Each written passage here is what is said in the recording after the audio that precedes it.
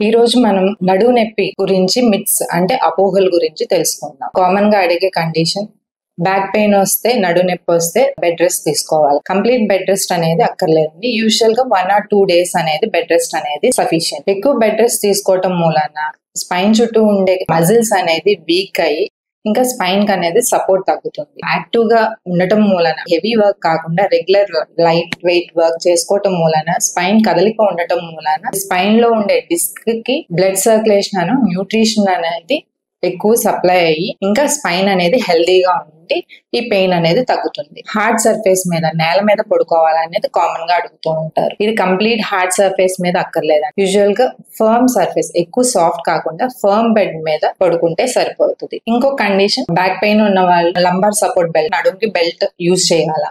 ఇది doctors advice ప్రకారం use చేయాలి. యూజువల్ గా యూజ్ చేసిన 1 or 2 months అనేది సఫిషియంట్. ఎక్కువ కాలం వాడటం మూలాన స్పైన్ చుట్టూ ఉండే కండరాలు వీక్ అయ్యి సపోర్ట్ అనేది తగ్గిపోతుంది. సో ఇంకా పెయిన్ ఎక్కువయ్యే ఛాన్సెస్ ఉంటుంది. ఇంకొక కండిషన్ బ్యాక్ పెయిన్ ఉన్న వాళ్ళు స్ట్రైట్ గా కూర్చోవాలా. ప్రొలాంగ్డ్ సిట్టింగ్ కాకుండా, బాగా స్ట్రైట్ గా కాకుండా మధ్యలో ప్రొలాంగ్ సిట్టింగ్ వాళ్ళు 1 or 2 hours తర్వాత 1 or 2 minutes స్ట్రెచ్ చేసుకొని లేదా ఒక 2 minutes వాక్ చేసుకొని మళ్ళీ బ్యాక్ టు వర్క్ అయితే చాలా వరకు ఈ పెయిన్ అనేది తగ్గుతుంది.